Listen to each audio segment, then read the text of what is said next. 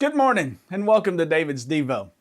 As we reflect on the Christmas story, one truth rises to the surface. God doesn't choose the powerful, the elite, or the celebrated to accomplish His purposes. Instead, He chooses the humble, the overlooked, and the despised. And He does so to display His glory. Consider, as we discussed a few weeks ago, Mary and Joseph. Who are they? Two unknown nobodies from a backwater town called Nazareth. They weren't royalty, they were not religious leaders, not people of influence, yet God chose them to raise His Son, the King of Kings and the Lord of Lords. Think about the shepherds that we discussed yesterday in our services. Of all the people in Israel, why would God send His angelic choir to announce the Savior's birth to them? Shepherds were despised. They were outcast in society.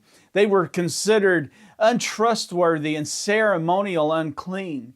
They were not even allowed to testify in court because no one believed that they were trustworthy. Yet, these are the ones who first heard the proclamation of the Savior's birth. They were the first ones to go and see Him and the first to worship Him.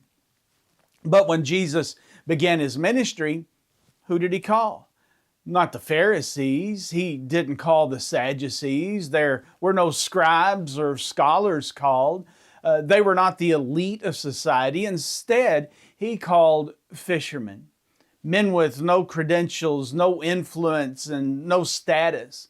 They were unknown and unqualified by the world's standards, yet perfectly chosen by God.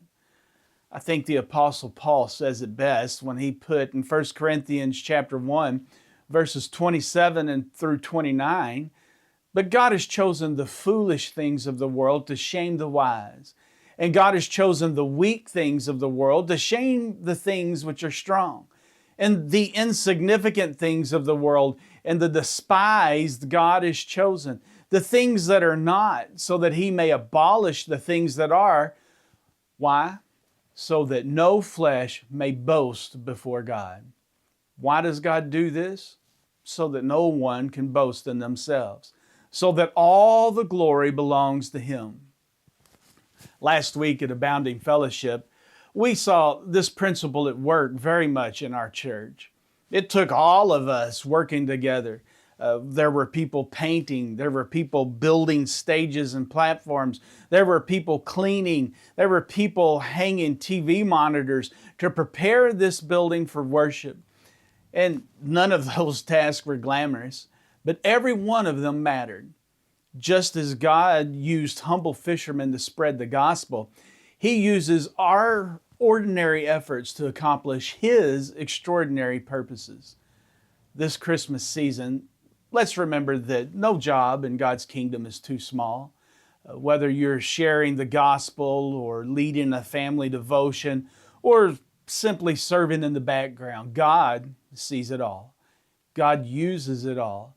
Just as He used Mary and Joseph, the shepherds and the fishermen, He will use you right where you are to magnify His Son. So as we celebrate Christmas, let's rejoice that God has chosen the weak, the unknown, and the humble. Let's offer ourselves, our time and our talents, and our hearts as an act of worship to the One who uses ordinary people to accomplish His extraordinary plan.